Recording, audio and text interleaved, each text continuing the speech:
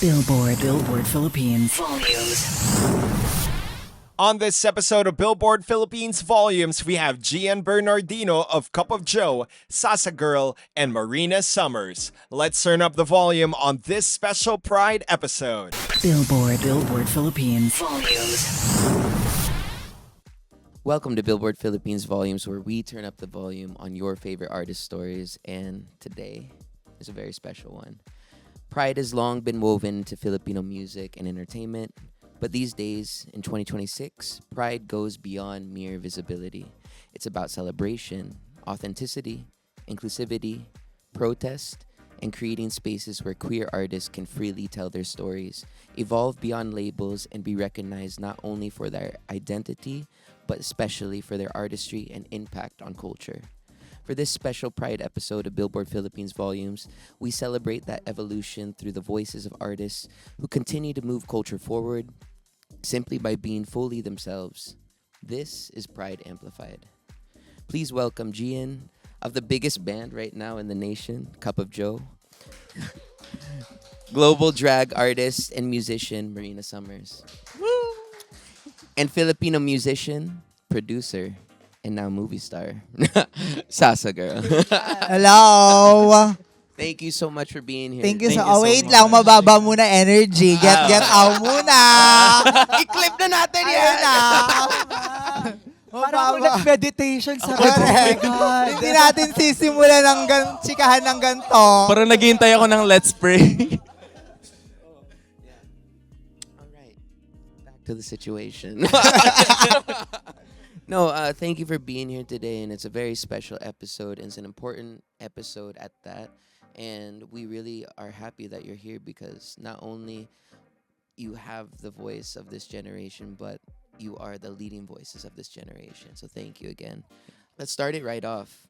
What does being an LGBTQIA plus artist in 2026 mean to each of you personally?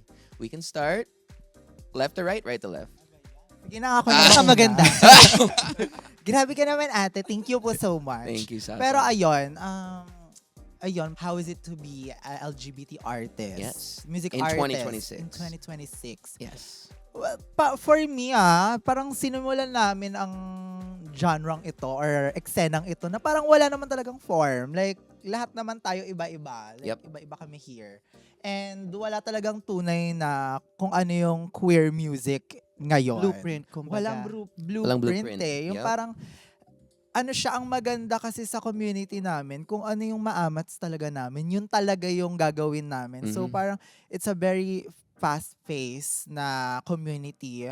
Especially mga artists talaga, mga queer people. So parang to us, it's always something new. Mm. It's always evolving. Plus, yung ano namin, yung art namin, plus yung music namin, it's always a protest. Yes. Na parang our lives is unique. Mhm. And of course, yung mga hugot namin ay of course unique din at laging may pinaglalaban, Yes. 'di ba?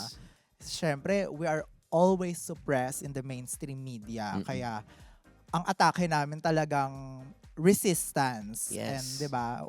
Our existence is resistance. So, yun. We need more of that in the music industry in general because that keeps the fire alive, that keeps Oh, it tsaka, going. pasabog kami. Kakaiba Yes. yung mga hugot namin sa buhay, di ba? Exactly. Love that. Marina. Yeah, hello, hi everybody. My name is Marina Hello. Summers. A pro- sweet girl! My pronouns are she, ate that. Hey! Charot lang. As a trans woman artist here in the Philippines at this day and age, I think there's beauty in being heard and Mhm. being seen and being being an image of hope and inspiration for Yes. other trans artists are out there na gustong maglabas ng art, to make music. Mhm. Kasi before parang 'di ba parang medyo imposible. Super. Diba? Super. And now I have parang I've been blessed with this opportunity to make music, to create art and in my own voice, in my Yeah. own words, 'di ba? I think sobrang importante ngayon yung visibility for the community. Kagaya nga nung sabi ni Sasa, our mere existence is it's a statement already, especially Beautiful. in this industry na for the longest time nasa sidelines lang kami or nasa alam mo yon nasa backstage or nasa Gilid-gilid lang gilid-gilid tayo, lang, girl. tigahawak ng mga damit, tigahawak ng mga makeup brushes. Pero ganyan. hindi mabubutong industry nito without Exactly. us. So Yes. being Amen. being one of the few queer artists to be at the forefront in making sure na merong visibility, our voices are amplified. I think there's power in that. So much power, and thank you for that. Thank you. Thank you and world peace. Gian. Ayun. Hi guys, I'm Gian. Wow. Uy naman. Number one Yes. artist of 2025, Wag mo people. I'm akong tignan sorry. ng I'm ganyan. Gian. Sa'yo na si Gian, akin na si Brett. Double date, guys. Double date talaga to. Hindi kami naka-couple shirt, kami parehas kami naka-pick. But sometimes I can be Edgar kung gusto ko. Edgar. Alter ego ko yun. Ego alter ego. Alam ko na yan Baka i-search nyo. No. Well, for me kasi, ever since, the goal was to be as authentic as possible when it Yes. comes to making art. And it's not just for the LGBTQIA plus community. Mhm. I feel like the very reason why OPM thrived is because of the things that the artists stand for. Yes. And you can't really separate an artist's principle from their art. Somebody Kasi- say it. Yes. Yeah, because that's what art is all about. Mhm. And I feel like it's very important to be very visible, lalong-lalo na sa taon na to, sa Yep. generation na to. Kasi when I pursued the being a part of the industry, I've always aspired to be someone na hindi ko makita sa TV nung bata ako. Yes. And I feel like it's very important to not be boxed sa mga stereotypes in the industry. It was actually a very scary scenario nung papasok ako sa isang boy band. Mhm. Nung ang format pa ng mga boy band ay mask for mask. Yeah. mga boy next door lahat. Correct. Until I opened to them kung ano ang iba't ibang klase ng expression. Yes. And I think it broke stereotypes, and I feel like there are young aspiring artists na naghihintay ng ganitong klaseng representation sa Yes. OPM scene. And I hope na I could be one of those flag bearers ng movement na yon, and I hope it could lead to a more progressive thinking when it comes to perceiving artists Yes. na di na tulad noon na dapat yung mga manly lang, Heartthrob mga lang. heartthrob Yeah. lang, mga Mga kagaya kong magaganda lang. yeah, yung mga Wow! ganyan. Sinabi mo yung sarili. Inangkin. Napaka-stereotype mo talaga. Oo, sobrang typecast po ako talaga. Kumbaga, you can be whoever you want and be not only tolerated and accepted but celebrated as well. Celebrated. Yes. And also given same opportunities as Yeah. Yes. mga cis Cis Mars. artists. No, cis Mars. Ang ganda nga ngayon kasi parang mas marami na tayong opportunity kaysa sa kanila. Wow. Parang tayo na kumukuha eh. Mga book and Kaya bless, nagagalit no? sila Parang lalo feeling eh. ko sila na dapat yung may pride kaysa sa atin. Charot. Because of the representation that all of you are providing to a new generation, there are so many new types of music and new types of art and new types of expression that are happening, which is a good thing. It's a good thing for Filipino music because at this time in Filipino music, there should be a wider array of what we're creating, what we're making, because at this time, we're trying to say what Filipino music is to the rest of the world, right? So, okay, we've talked about what you feel like representation looks like in 2026, but let's go to the icons that you looked up to growing up. So, looking back on your journey so far, who are the LGBTQ plus artists that inspired you to be the artist you are today? My favorite drag queens, of course, Beyonce and Lady Gaga. Charot. Pag like on an international, parang mas general landscape, Mm. I really looked up to Beyonce and Lady Gaga a Yeah. lot. Although hindi sila bading, no? Pero for me, they're like literally gay icons for me. Yeah. And like growing up, I grew up watching their music videos na parang meron akong imagination sa sarili ko na soon I'll be doing that in the Yes. future. And then I discovered drag. Mhm. And that's where I was able to, somehow live that fantasy, being empowered through, different hairstyles, mga Yes. looks and everything, lip syncing. And then that evolved into parang, yes, I'm already living the fantasy physically, but I really want to make music as well. Yeah. So yeah, I feel like eventually nag-evolve siya into from living, that Beyonce, Lady Gaga fantasy, doing drag into making music as well. Yeah. So ngayon, parang trying to be a trans pop star is I feel like it's the next big thing. And it's not even trying to be, you are. Thank you. You are. And the first time that I was able to watch you was actually at the Sony Music Office launch. I Yeah. heard your song and I watched you perform for the first time, and it was just like, this is literally a really, really good song. Thank you. Overall, amazing crowd work. Just overall, and I was like, this is what we need right now in P-pop right now. It's different, it's new, it's pushing it forward. Loved it. Oh, thank Thank you. I you for that. appreciate that. I remember that day. That was Yes. was it March? March? Yeah, March. That was like I was like 2 months in after my breast augmentation surgery, and that was my that's my first reveal of like the Yeah, tour. So I yeah. was like, why not? Why let's not? Let's give it to the let's give it to the kids. Yeah. Love that. Icons May, growing up. Marami akong icons eh. Same kami, Lady Gaga. Kasi Yes.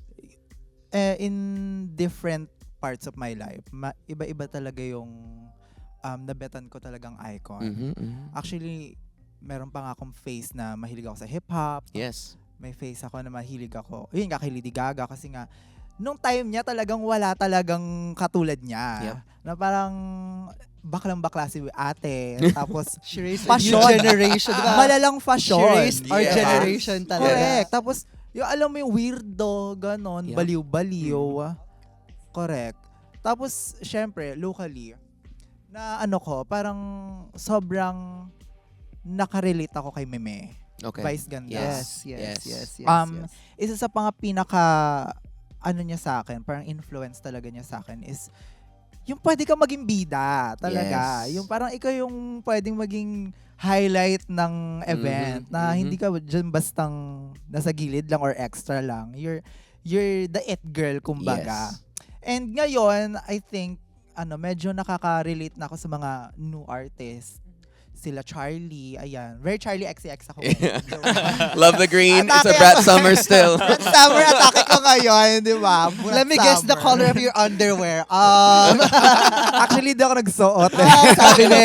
Kaya wala. Parehas na tayo. Ako din actually. Pares pala kayo. Ako din. Pasensya na H&M, aasiman ko muna yung Pero yun, throughout talaga, I think, mahilig talaga ako sa music. And Yes. any form, no matter na, ako naman kasi hindi ko sabihin dahil kabaklaan yan, gusto ko agad yan. Mhm, mhm. Gusto ko yan dahil art yan at gagawin kong kabaklaan yan. Yes. So, ayun. Yun ang mga naging inspiration ko in life na naghalo-halo na din. Love that.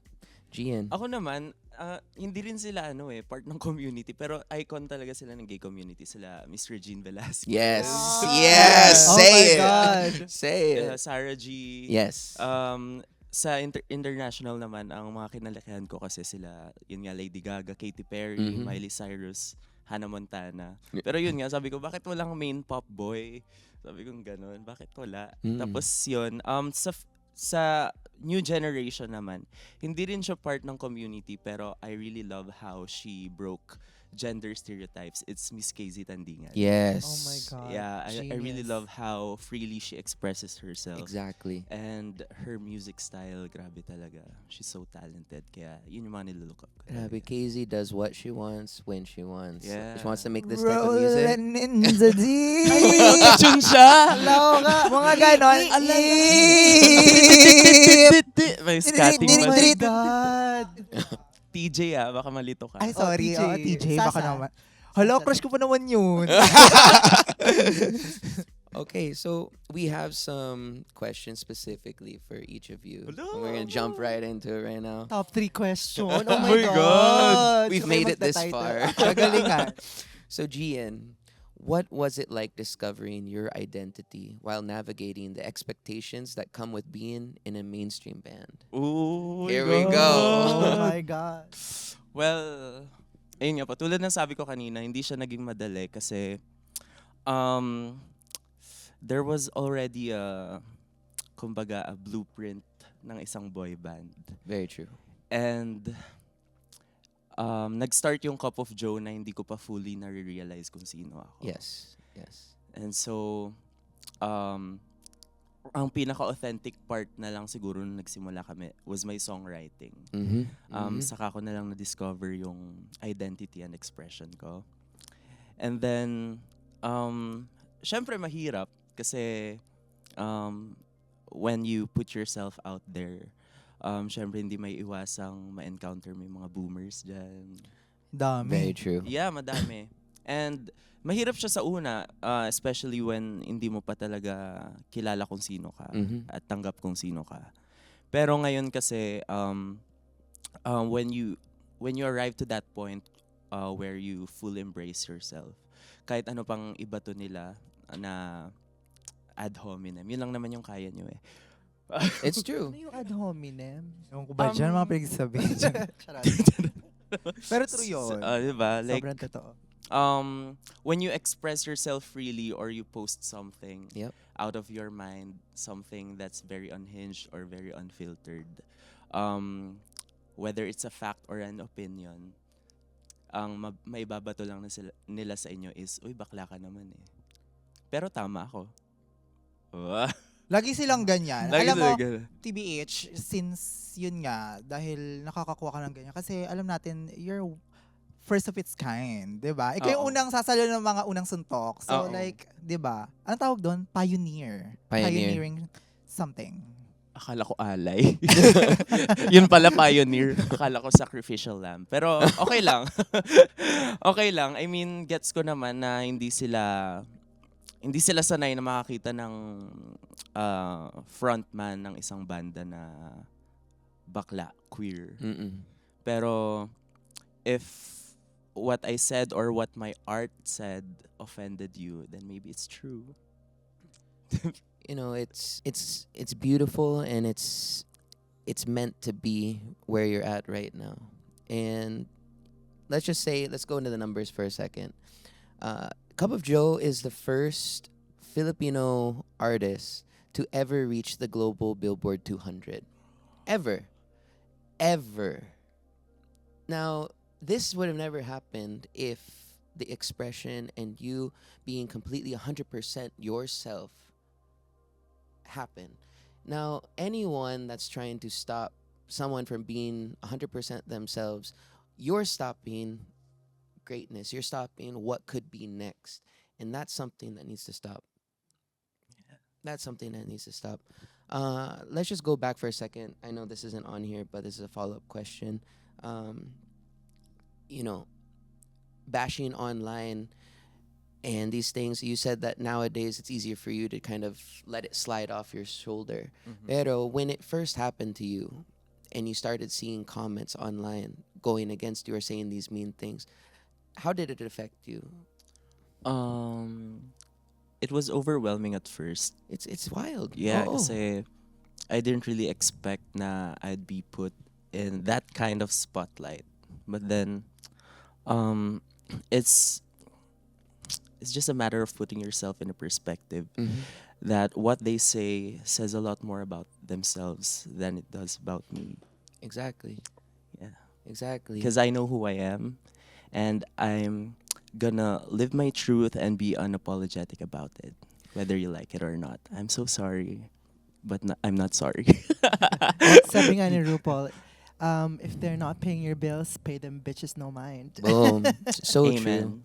And then we hope and we can pray that all of those people find who they truly are as well. And hopefully it's not the people that are trying to tear people down. Yeah. Okay, for Marina, Drag Race Philippines helped bring drag further into the mainstream. With many aspiring local queens now looking up to you, how does it feel knowing you've gone from looking up to your own inspirations to becoming an inspiration yourself for a new generation of drag artists? It's actually really crazy.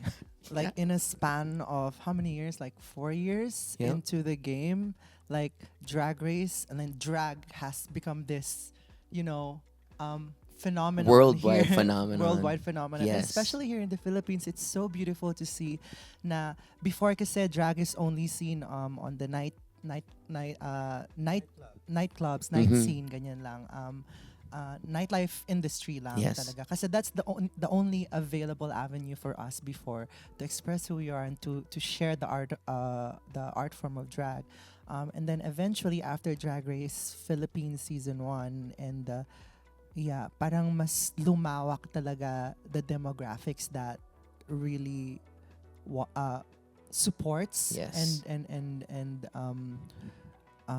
goes to our shows ganon. So parang from the nightlife industry we were able to pan out to earlier shows na parang alam mo Yes. yun, different demographics, different venues, different time slots as well. Meron ring brunches as early as 11 a.m. So like it's really going really really big here in the Philippines, and it's also so beautiful to see na parang sometimes when you go to shows dala-dala ng mga parents yung kids nila. That's amazing. We It's love so that. beautiful. And yeah, again, going back to the question, parang it's so crazy to think na before I was just like relatively new to the scene, Mhm. and now I get to, somehow help carry the torch Yes. to light the way in a Mhm. sense. I feel like it's also a privilege na, you get to be this image of inspiration for younger local queens, but also it comes with responsibility Yes, as well. You have exactly. to use the platform really wisely, Mhm. and always at the top of your mind, champion where you came from. Yes. Because kailangan mo talagang balikan kung saan ka nanggaling. Especially now, being centered with who I am now, parang everything that I do, everything that I put out there, it's more intentional. Yep. It always has to mean something, and it Mhm. also has to affect not only my life, but the people around me, the people that supports me. So yeah. Love that. Beautiful. Can we get a little for that one? Yes. Sasa. Thank you. Tapos na agad. Sasa. Comedy and internet culture became your entry point. What did you have to learn or do differently when it came to doing music, and how did you make your music distinctly your own? Actually, nung pagpasok ko talaga ng industry, it's through internet. Mm-mm. And naging meme girl talaga ako. Yeah. So, very unconventional talaga yung pagpasok ko sa industry. I wasn't very much wholesome. Hindi ako... That's what we love about you. Exactly. Diba? Yeah. And yun talaga yung hinighlight ko kasi I represented ang pagiging kanal. Mm-mm. And in all honesty, etong representation ko kasi, it's not something na kino-cosplay ko lang. Exactly. It's me. It's authentic. Yes. And sa pagpasok ko kasi dito sa industriya na to, hindi ko talaga alam kung magagawa ko siya. Kasi, Mhm. number one, may standards ang showbiz. Okay. May standards Talk ang... about it. Diba? May standards talaga. Alam mo Yes. yan galing Yes. reality show. Yes. Diba? You have to look a certain way. You have to look a certain Act a way. certain way. Kailangan... You can't say this, ABC, no. May identity kang ganyan. Yeah. Nung pagpasok ko, ibang-iba. Yeah. Nagmumura ako. Boom. Ang asim ko. Alam mo to? At iba yung pala yun, atake ko. sis. Ikaw pala yun. Sabi ko Akala ni. charot. Sorry, Sabi ko naligo ako ngayon. Okay? Ayun. So, alam mo yon, iba talaga yung atake ko. Iba yung naging diskarte ko. Yes. Pero ang dinala ko lang talaga is yung authenticity ko. Yes. Kasi parang feeling ko, yun, what lacks showbiz. Mm-hmm. Authenticity and representation. Yes. So, ako, sabi ko, since it works, na parang, okay, dahil nagpapakatotoo ko, dahil nire-represent ko yung sarili ko. Kasi, dead man naman, hindi ko ino-overthink yan eh. Mm-mm. 'Di ba? Ang atake ko dyan, okay, kung anong ma-feel ko, anong mood ko today, yun ang papakita ko. Yeah. And that very much helped me. And ang daming nakarelate doon. Yes, exactly. Ang daming nasabi nila sa sarili nila, ay, pwede pala yung gantong eksena. Yeah. Pwede pala yung ganyan. Mhm. Na-champion ko yung sarili kong ganon. And every time, as Marina said, mas intentional ako. Mm-mm. At mas, whatever I do, I put, yung identity ko doon. So, kung ano man yung gawin ko, may part of me na nilalagay ko. Exactly. So, nung gumagawa ko ng music, actually nag-umpisa yan sa parang medyo hyperpop yung una kong ginagawa. Yung parang lagot. Oo. Na Charlie nga. Oo. Sa Charlie nga. Yung ano. Oo. Actually, Charlie was inspired by you. Oo nga. Gaya-gaya talaga yon. Diba? Diyos ko. But anyway, ayun nga. So, ayun. Baklaan yung una kong ginawang music. Mhm. And may time na parang sabi ko, okay, ang saya, baklaan, nagawa ko na. Parang, eto yung iniisip ko na sa sarili ko na gusto kong gawin. Pero, may isa pa akong gustong gawin. Yup. Gusto kong gawin is mag-hip-hop. Yes. And, inisip ko sa sarili ko, oh my God, walang baklang nag-hip-hop ngayon. Mhm. Kung paano ko kinakanta yung mga kanta ng mga hip-hop artists. Ganon! Sa kung Yes. paano nila kinakanta. Exactly. At hindi ako nahihiya kasi parang, to me, this is a performance. Mhm. So, in-incorporate ko siya. And, storya yun ang buhay ko eh. Napagdaanan ko yung, ang dami kong kaibigang mga lalaki. Mhm. So, Maria Hiwaga happened. Yes. And it broke the internet. Yeah, it broke the Iconic. Iconic. Iconic! And it started with a what if. Na what if na may isang trans na gagawa ng patigas na hip-hop music na Yes. ipaparodize sa mga kalalakihan.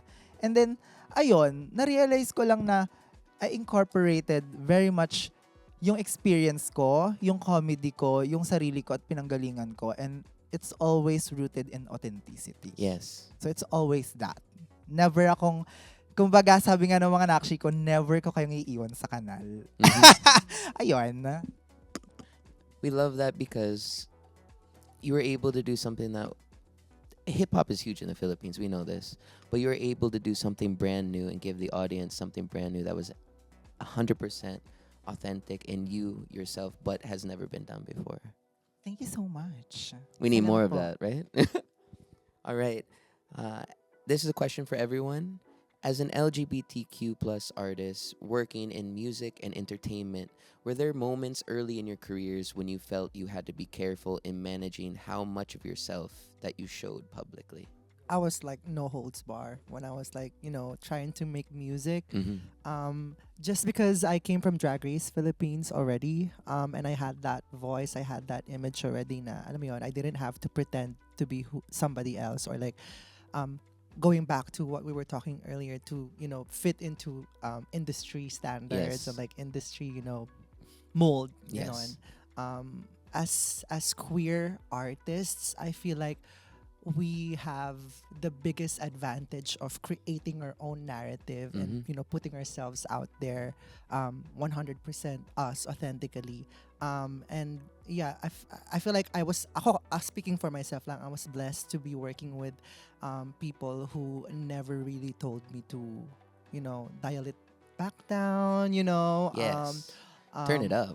yeah, parang they're very much parang I'm so happy na I came to the industry at that time that they needed something new. Yes. Yeah, so I'm really really blessed with that, and I hope we keep creating that space for queer, not only queer artists but every types of artists na parang who wants to make a difference in the industry.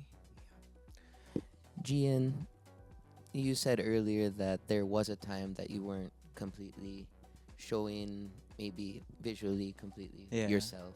When was the moment that you started and or realize that you should? Mm, well, primarily, yung music namin, it has always rooted from authenticity. Yes. But when it comes to expression, I, I can't say I really did hold back. Mm. It's because music is what helped me navigate who I really am There we go. along Okay, the yep. way. Yep. So I feel like I was expressing who I am Mm-hmm. ever since. It's just that I just discovered who I really am along the process, and Yes. I wouldn't be able to do that without my art. True, just straightforward answer of evolution as an artist. Yeah, You became who you were through the journey of art and through the journey of music. yeah. Amazing. Love that. Okay. Was there a specific moment when you realized that your artistry can fully represent who you are with no fears or limitations? Well, ako, may time kasi na parang ako, whenever syempre may mga sinusulat din ako eh. Mm. So, may mga ibang forms din ng art akong ginagawa. For example, yung mga, even yung mga sinusulat naming, ano tawag dito? Even yung skits na ginagawa ko Yes. is a form of art. Mm-hmm. Yung pelikula and everything. Nag-isip ako at times na may kailangan akong dapat sundin. Okay. May ganon. May standard, may ano. Kasi, sabi ko nga nung umpisa na pinasok ko to, wala akong standard. Wala akong quality chine-check Yeah. or anything. It's just, alam mo yon, bira lang ako ng bira. Mm-hmm. Ngayon na medyo tumatagal na ako sa industry, at some point, meron akong inisip na, oh my gosh, meron akong dapat quality tinitingnan. Yeah. May kailangan akong dapat sinusundang pattern na na-realize ko, mali siya. Okay. Mali siya. Mali siya. Sobrang mali niya. Kasi, we artists, ano tayo eh, parang, alam mo, fluctuating ang mood natin. Mm-hmm. At everyday meron tayong gustong gawing bago. Everyday meron tayong, basta like, at some point, hindi na water down ka kapag Exactly. masyado mong ino-overthink yung mga bagay-bagay. Thinking about it too much. Thinking about it too much. And whenever na masyado mong sinusunod yung dapat ito yung gusto ng audience ko. Dapat yung ito yung ano ko. Yung parang meron ka ng chine-check. It's not freedom anymore. How do I emulate this again? Yes, it started as an expression. Exactly. 'Di ba? So, ayun, I think ngayon madami ako natutunan pero mas marami pa rin na natutunan sa past self ko. Mm-hmm. So, yeah, may mga fears, may mga ano ko, kaya medyo nag-iiba yung eksena ko. Nag-iiba yung identity ko. Pero I always see to it na kailangan nga, it's always honest. Exactly. Ayan. Part of the evolution, just like what Gian was saying, that's the next step forward, and there's no reason to stay hovering because you think that's what people Kasi marami expect na of you. mawawala sa'yo. Yun ngayon eh, di ba? Parang Mhm. nagda-doubt ka na sa sarili mo kasi there's something to lose rather than yung Before. despite, di ba? Na parang noon, parang wala. Walang Walang go, go, lang ng go go. lang ng go. Wala. Wala. Matapang ka. Yeah, Kung hindi Diba? mag-sell out, okay lang. Wala naman, Oo. di ba? Pero ngayon kasi you have to, parang meron ka ng management na iniisip. Meron May ka ng business label, na. may Oo. business model na siya. So you also have to We've think invested about, this you know, much into you. Oh. Yeah. It's Pinapatay nyo kaming mga artists. Grabe kayo. ay nako. Stop that. Okay, again, these will be specific questions. So, for Sasa, did you ever feel boxed into being seen just as a content creator or internet personality before people recognized you as a music artist too? Super. Like, Mm. kapag naggaling ka kasi sa pag-i-influencer, Mm-hmm. isa sa mga pinakamalaking insecurity mo. Ako, personal to, is mabox ka as influencer. Yep. Na isipin nila na hindi ka artist just because papansin ka. Or like, just because wala kang walls ng Yeah. pagiging celebrity. Mm-hmm. So, kasi nga, iba na ngayon. Exactly. 'Di ba? Marami ng ways na kung paano ka pumasok sa industriya. Mhm. Pero kasi, kapag influencer ka at you stayed on that lane, okay lang din naman yon. Pero whenever pinapatunayan mo rin yung sarili mo at nire-respeto mo yung craft, There it is. 'di ba? You can be an artist as well. Pero mahirap kasi you establish a name. You Mhm. establish an identity. You have to break. Parang may eksena na parang kailangang mag-breakthrough ka doon or like kailangan dapat alisan mo yon na parang requirement siya. Mhm. But alam mo ako, since yun nga, isa sa mga parang ano ko yon, parang insecurity ko in the past, hindi ko na siya masyadong iniisip ngayon kasi I just create. Exactly. 'Di ba? If artist ka, hindi mo kailangang isipin 'yan kung influencer ka or artist ka or showbiz ka or musician ka. No, you just create. You just create your art and let them consume your art. Kung may maka-appreciate sa and they relate to your art, edi wow, 'di ba? No, Yun na yun. that's so true. Let's highlight something you said there, which is respect for the craft. As long as you have respect for the craft and the industry and the people that you're working with and what you're doing, there should be space for everyone to create endlessly in whatever they want. Love that. Correct. Marina. Correction. 100% correct. Work diva. Work diva. Marina, we know that this year you've let the world know your genuine and true self. Following your transition, do you feel a sense of freedom? How do you think that affects your artistry? Yeah, I feel like there's a certain level of freedom that that I'm experiencing right now Mhm. since I, let everybody in the journey. Also with my art, just like what I said earlier, I feel like this time since I'm more centered, I'm not trying to, portray a certain character anymore or like being parang I'm not kasi before as a drag artist, 'di ba? Parang there was like a confusing time when I was Mhm. doing my art cuz I started questioning myself actually even before I started doing drag. I was already questioning myself. Am I Mhm. trans? Is this something that I need to consider? Yep. And then I started doing drag. When I started doing drag, I thought that thought was just like, oh, I just want to dress up. Okay. Oh, I just want to, live the fantasy of being a woman. Mhm. And I did that for a couple of years. But there's still, this push and pull of being contented with drag as a form of as a way to express my womanhood. Yep. And that existing and occurring thought of, is this enough Yes. as for me to express my womanhood? Mhm. And when I started, especially last year, when I started, living my truth, and kasi parang I couldn't transition when I did Drag Race Philippines and Drag Race UK versus the world because I had to, somehow stay in the kasi we filmed Drag Race a year before it Mhm. airs, diba? So I have to stay a certain look para when it airs I'm still, the same person. Kaya, Yeah. although it's not a standard naman, it's not required. Of course. But I had that thought na parang, oh my God, I need to stay in this physique. I need to stay in this image kasi nga, people will see me on TV internationally and I have to stay the same way. Parang, I brought that upon myself. Yep. And then, after a few years of, giving the audience what they want, I wanted to give myself what I wanted as well. Yes. And I'm so happy that I did that. Last year, I gave time to myself to really, relish and shower myself with, deserve. the beauty of being a woman. Mhm. And then this year, mas intentional na siya kasi I know who I am.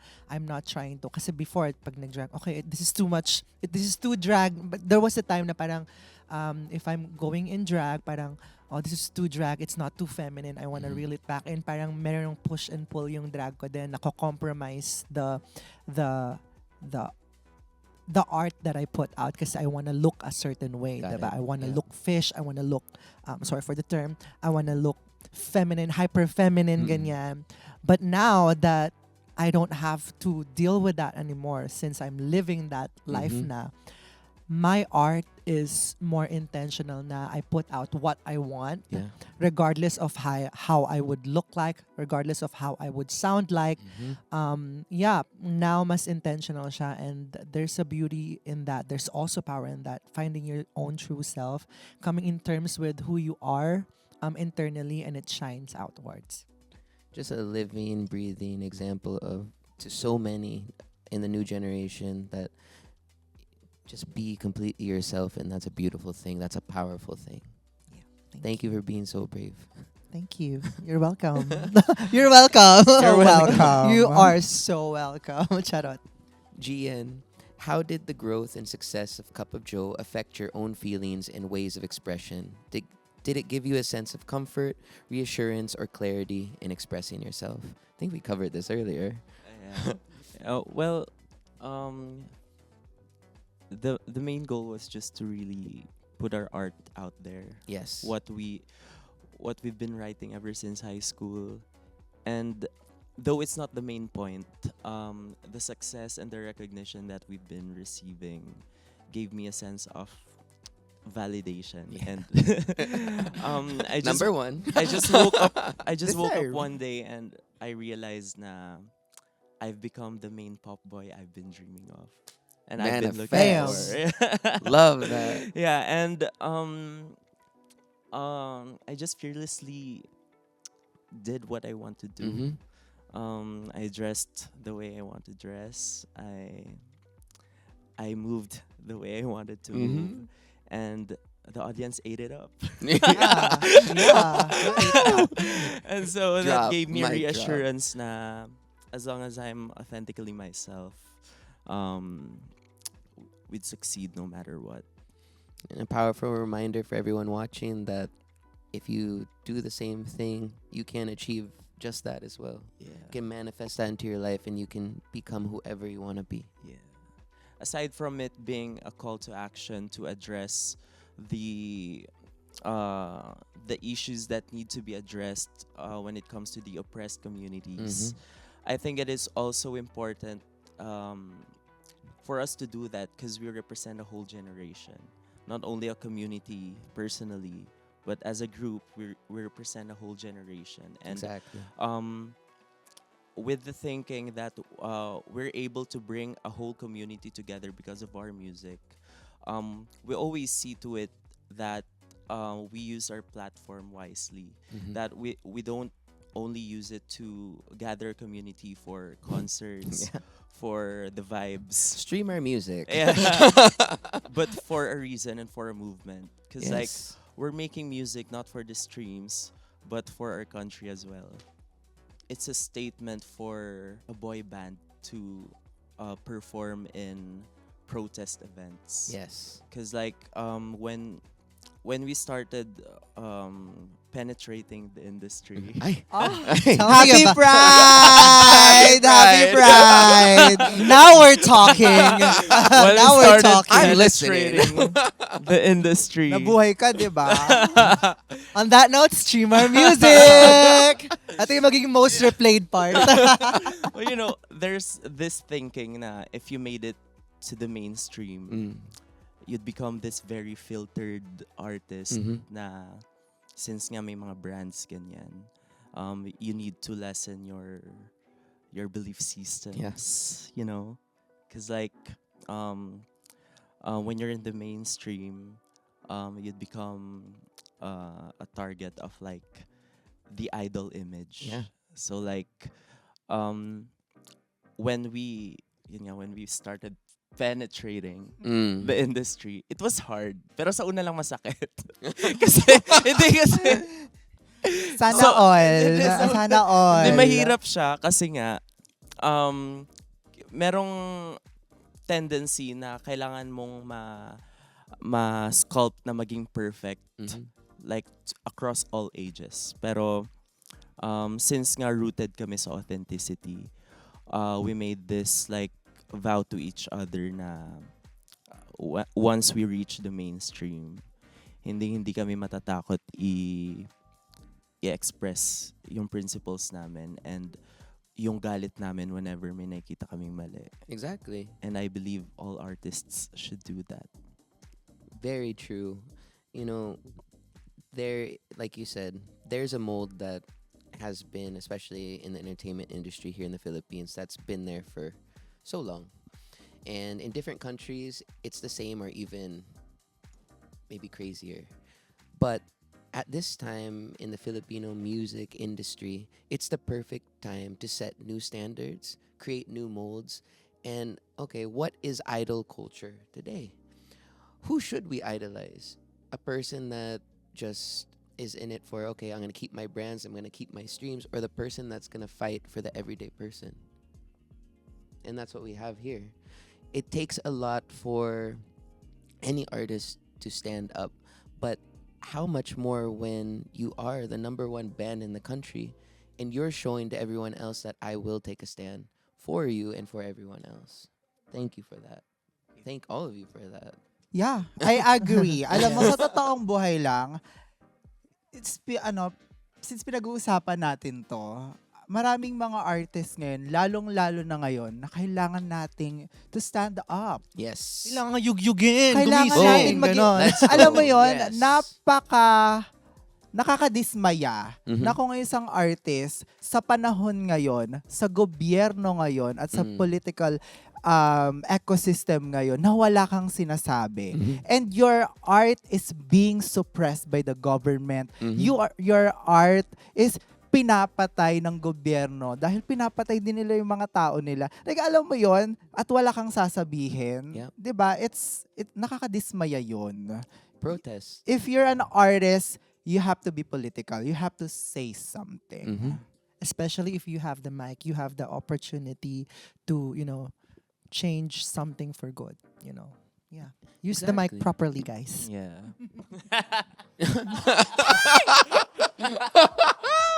Dapat may pangil. Music pa ba pinag-usapan natin dito? Oo, Parang- music pa. Art. Okay, let's jump into this question real quick. I like this. What parts of the LGBTQ plus representation in industry still feel performative to you?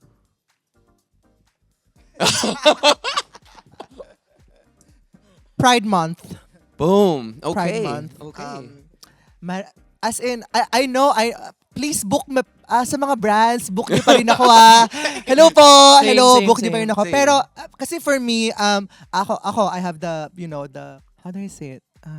Privilege to select the brands that I'm gonna work with Yes. during Pride Month kasi I want to work with brands na aligned sa principles ko na Exactly. hindi lang every Pride Month nagpapakita Yep. na meron silang mga efforts even before or after Pride Month, Mhm. 'di ba? Pero marami talagang mga performative na mga content na paid collaborations with brands Mhm. during Pride Month to just to get that pink money, Yeah. 'di ba? And I feel like up until now meron pa rin, hindi pa rin siya nawawala. So for me, yun yung one of the biggest and most obvious na form of Agreed. performative support to the queer community. If you're a brand and you want to tap queer artist every Pride Month, kailangan dapat even after Pride Month, Exactly. meron kayo even sa workplace ninyo, dapat meron kayong mga, alam mo yon, pinapasa ng mga rules and everything, or like benefits or ways to celebrate and also give opportunities to your queer employees, Mhm. 'di ba? Lahat dapat merong gender sensitive education, Yes. ganyan, 'di ba? Parang dapat hindi lang ginagamit ang mga queer people para pabanguhin yung brands ninyo. Yeah. Dapat you are also doing something to represent that sa sarili ninyong kumpanya, and yeah. Totally agree. Agree. It's beautiful. Ang to have- pinakamaganda example dyan, alam mo yung sa mga kapag may mga rainbow crosswalk, tapos after June, pipinturahan. Alam ko kung saan yan. Oh my God. Changing the profile picture for the Oo. month. Oo, wala na. Actually, ang gusto ko lang namang i-pinpoint dito is whenever an institution, a brand, or anything performs for Pride, performs for the LGBT community, Mhm. and it's rooted dahil gusto mong kumita, Yeah. or like gusto mo magkaroon ng engagement, Mhm. that's so performative. Mhm. What she said na kailangan nating mag-institutionalize ng mga bagay-bagay. Rights, rules, you have to know. Kailangan mo malaman kung anong pinaglalaban namin. Yes. Exactly. 'Di ba? Kailangan mo malaman kung ano yung struggles namin. And I will add to that, more than anything yung mga brands and everything, companies, isa pa sa mga pinaka-performative is yung performative allyship. Okay. So, kung sa mga hindi nakakaalam, ang allyship, ibig sabihin nun, if you are a non-queer person and you support the LGBT community, it becomes performative whenever selfish yung yung intentions Reason mo. for- example, it's just for politics, Mhm. it's just for engagement, kikitaan mo lang mga LGBT, you dressed up as as bakla, tapos gusto mo magkaroon ng content para lang makakuha ng nung something like that, and you say na ally ka dahil magkakaroon ka ng free pass para gawin yung content na yon. Yeah. That's so fake, that's so performative. Really? Wala kang ginawa, wala kang tinulong sa struggles namin, wala kang tinulong sa Real. kung ano yung pinaglalaban namin. So, as LGBT people na nasa community, we have to have an eagle eye sa pagtingin sa mga allies na to. Kasi minsan may sinusuportahan tayo pero in the end nakikita natin ay transphobic pala. Yep. Ay homophobic pala. So, Mhm. alam mo yon, maging mapagmatsyag na din tayo sa mga papasikatin natin. Yes, and I feel like allyship doesn't end with may friends naman ako ng mga bakla eh. I Correct. have friends na bakla. Ayun na yung allyship for Yeah. them, diba? But on a deeper level, parang ang allyship goes beyond that. Yes. It goes beyond having friends who are from the queer community. You know, you always have to be there Mhm. for them. You don't necessarily need to have the answers for them, but just be there for them. Yes. If they're trying to find who they are, or like parang they're going through something ganon, as parang yun yung parang for me entry level for your friends, diba? And then eventually trying to understand, kagaya nga nung sabi ni Sasa, trying to understand the struggles kasi itong pananamit namin hindi siya costume itong pagiging flamboyant namin hindi siya costume, lived experience siya. Exactly. And that shouldn't be mocked, that shouldn't be used for something to gain something. Yes, exactly. Kasi kami nga, ito araw-araw namin ginagawa, pero we're still being reduced, Attacked. 'di ba? Reduced to something na, alam mo yun, na parang hindi ka tanggap-tanggap. Mhm. So why would you use something na pinaghihirapan namin every single day to Exactly. gain something? Nope. That's when it becomes performative. Mm-hmm. I agree with you all 100%. Just like it's a beautiful thing to have a celebration every month. Let's not take that away. But the evolution also has to be with how we're treating it. So if we've already done the work of, okay, now we know all the brands are going to talk about all these things, but what's the next step? Education, better ways that we're building maybe laws or things that are helping or just progressing things forward. Let's But also like to keep things, light. To all the brands, if makaisip kayo ng mga Pride pakulo, that's a good start. That's a good start. Exactly. What's the next Kunin nyo step? kami, Kami. Kunin nyo kami, tas magsasuggest kami. Tapos Yes. Oo. Why unang, not though? una nating meet up sa meeting board. No? So, Yes, sa conference contract room. signing. Contract room. signing, Contract conference room. Tapos doon tayo mag-usap-usap. Charot. Pero yes, you should be there. Kaya ang pogi mo kasi si Alay ka. Nasingit mo pa. Performative ka! Performative ka! Out ako! I-cancel niyo to. I'm sorry. Grabe yung blush ko. Oh my God. So we need more people to understand that Pride is not just a campaign. It's a protest, a call to action. What do you hope the future looks like for Filipino queer artists maybe 10 years down the line? Alam mo, isa happy ako is bata pa lang ang queer music community. Mm-hmm. So whatever we are making here, we are making history. Yes. Yeah. So sa libro ng queer music, alam mo yon, gumagawa na kami ng blueprint. Yes. Gumagawa na kami ng something na pwedeng ma-inspire yung mga mas bata sa amin. And that's something na we're happy. Na gusto namin na hindi lang to mapunta lang sa amin. Mag-gatekeep sa amin. Exactly. We want to share it sa mga mas bata at gusto namin na mas dumami ang opportunities. Yes. Para sa mas bata. Like, alam mo yon kapag kasi inaano mo nina-nurture mo. Ako may mga naka-naka na ako. Like, ng mga gusto ko ring tulungan. And pag nina-nurture mo sila, mas magiging magaling sila sa'yo. Yes. And whenever you accept that fact, Mhm. you're contributing to a never-ending culture. So, I'm happy for that. And happy Pride. Yes. Ayun lang. 10 years from now, where do you see queer music going? Ang wish ko sa mga queer artists 10 years from now is to make fearless art. Yes. Yun yung gusto kong tawagin. More. Kasi, ipahin ko na nga yung penetration. I entered the industry with fears na no one will see me, no Mhm. one will see us. Pero wala we just took the risk actually, and I think sobrang importante lang na maniwala ka sa art mo kasi if you let go of those fears, you'd be surprised na there's a whole community waiting for that art Mhm. na hindi nila makita nung wala ka pa dyan. Exactly. And I want that mindset to be there pa rin 10 years later kasi sobrang powerful ng nagagawa ng pagiging fearless. Exactly. Exactly. Marina, 10 years from now. 10 years from now, I want to be, I want to settle down. Charot! 10 years from now, no, charot lang. Kagaya nga nung sabi ni Sasa, the queer music community is very young pa. And we're really, really happy na we're, somehow given platform na ngayon. Meron na kaming boses. Meron na kaming kanya-kanya naming Mhm. audience. I hope in the future, hindi na lang token ang pagiging queer artist, Yes. pagiging queer musician. Lagay natin to the mix para may something bago, ganon. Hopefully, I mean, it's happening naman na now, but sana more queer artists are, parang being shed light to when it comes to their talent more than Yes. their gender identity, their gender expression. Yeah. So, yeah.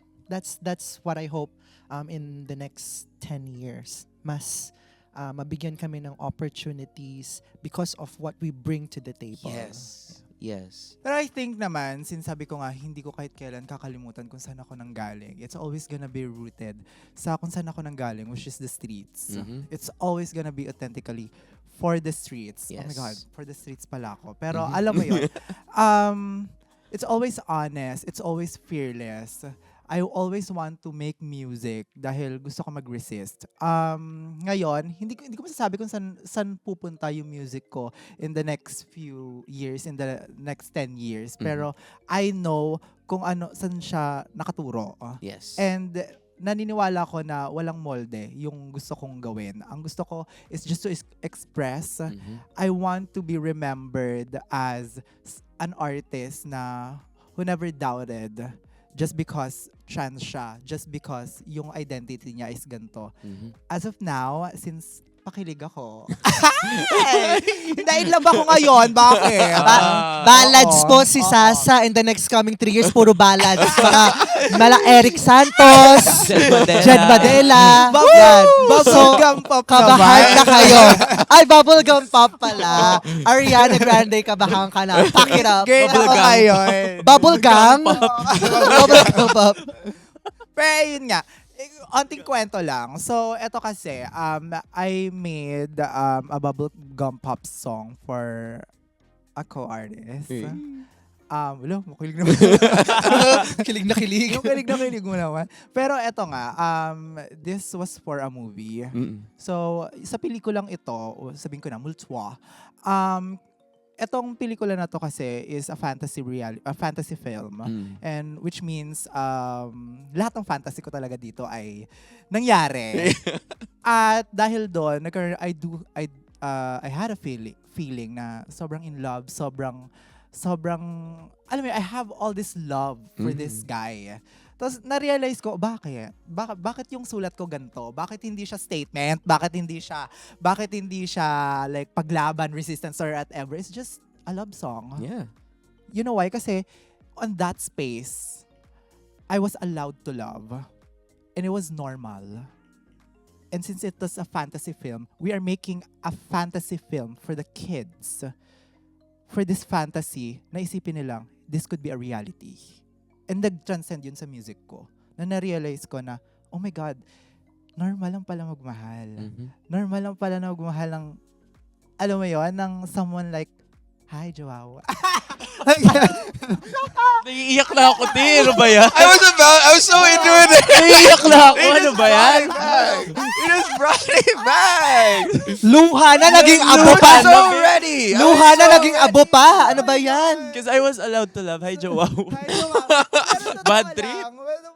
Totoo lang. So, alam mo yon, it's normal. Na-normalize siya sa space na yon. And we want that to happen everywhere. And this is my music for you guys. It's a love letter for the kids. And this, ay yung title nito, Mahiyain. Ay, mahiyain siya. Mahiyain kasi ako kapag kausap ko siya. Mahiyain nga. Shy type siya. Plug ko. Wala kayo dyan. Shy type siya. Mahihain. Napakasikip. Nakakaloko. Sorry. Sorry Sample guys. daw, sample. Mahiyain. Mahiyain nga. Ang nipis. Sobrang liit, sobrang sikip. Okay kayo naman. Ang ganda nun. Alam mo yan. Pero totoo yun. Not just sa film, pero when you create art, it's about creating a world where you allow yourself to be free. Exactly. Oh my God. Naiyak ako kasi totoo. Hi, Joao. Hi, Joao. Neta. Leche. Marina, legacy for you as an artist. Legacy that I wanted. Parang actually tama yung sinabi ni Sasa na parang almost every year nagbabago ka as an artist and as a person. Pero now, ngayon I can speak for where I am, where I'm at, diba? I want to be remembered as an unapologetically beautiful trans woman in the music industry here Yes. sa OPM. Yes. My music in the next coming months Let's go. next coming months is gonna be centered. streaming. Yes, it's gonna be centered about the lived experience of a trans woman when it Yes. comes to loving, to her body, to Mhm. to taking space in this world of love, lust.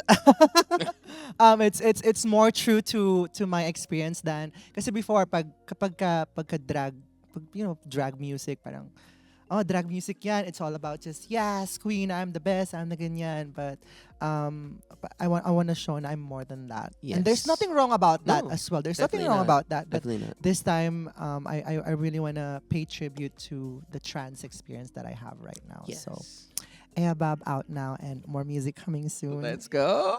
Yeah. Can I say it na? Pwede naman eh. Sige, okay. Pwede Okay, naman sige. eh. I'm releasing an EP. I'm releasing an EP all about trans experience, my trans experience. And we'll be announcing that very soon, but very, very exciting times for me. We're creating a new, female pop star. Yes. Yeah. You're in the presence of a future female pop star. Yes, we are. Gian, let's end this episode. Legacy.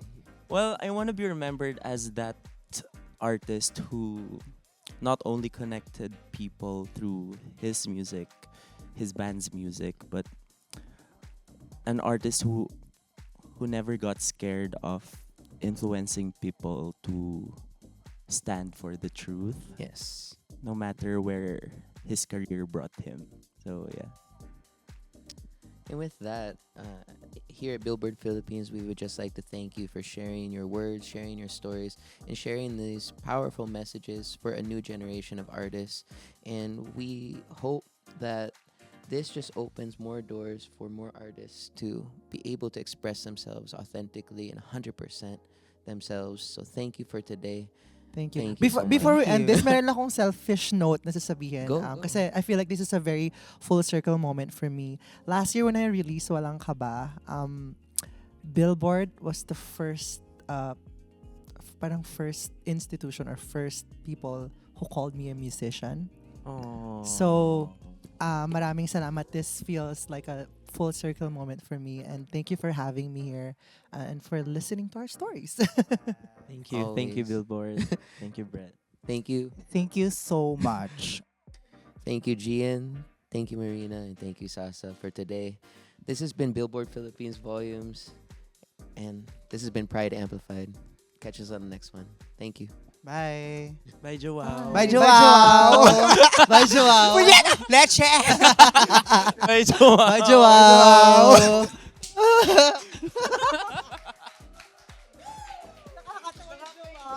Billboard Philippines.